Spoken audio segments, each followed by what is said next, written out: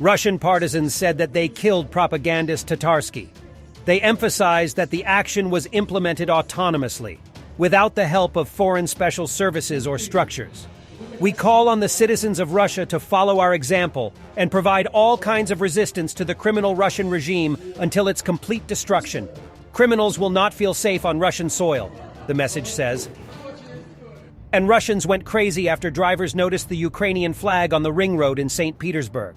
Eyewitnesses reported that the flag hangs on wires on the highway between Kudrovo and Yanino. The information was passed on to the police.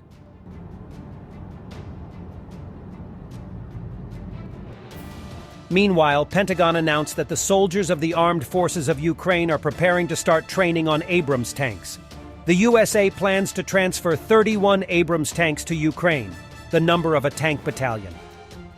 And former U.S. President Bill Clinton said in an interview that he feel terrible because Ukraine is a very important country, and he feel a personal stake because he got them to agree to give up their nuclear weapons, and none of them believe that Russia would have pulled this stunt if Ukraine still had their weapons.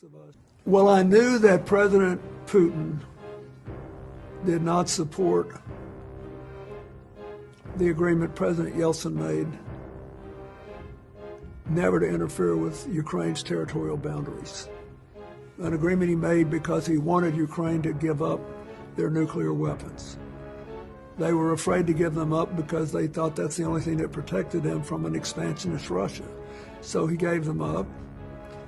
Yeltsin's word was good, he kept his word, but he couldn't pass it through the Duma. So when it became convenient to him, President Putin broke it and first took Crimea. And I feel terrible about it because Ukraine is a very important country, and I feel a personal stake because I got them to agree to give up their nuclear weapons, and none of them believe that Russia would have pulled this stunt if Ukraine still had their weapons. So I think what Mr. Putin did was very wrong.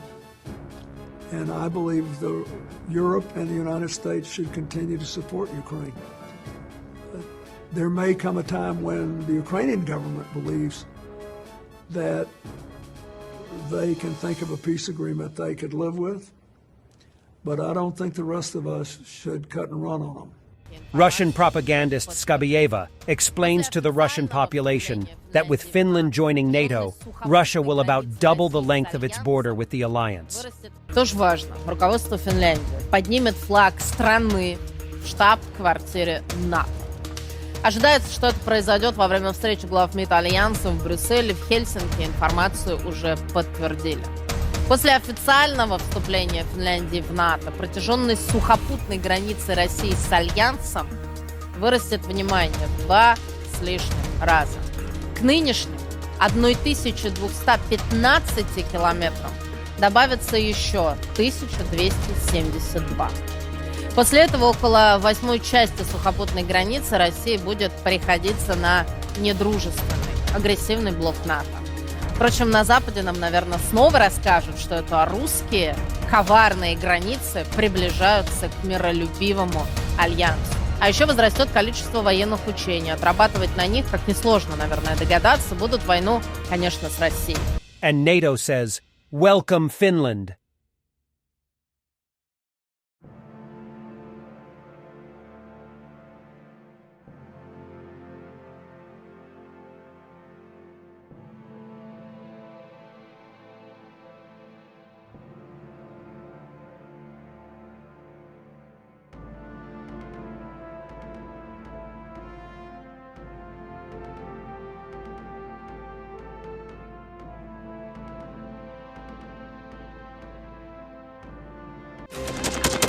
Thanks for watching, and don't forget to subscribe. Also, if you want to support Warthog Defense, please become our member and get early access to new videos, exclusive members-only videos, and become administrator in comment section. The membership link is in the description. Rescues every day. We had a guy last week at 6 rescues in 6 days. You know, he's doing the job every day.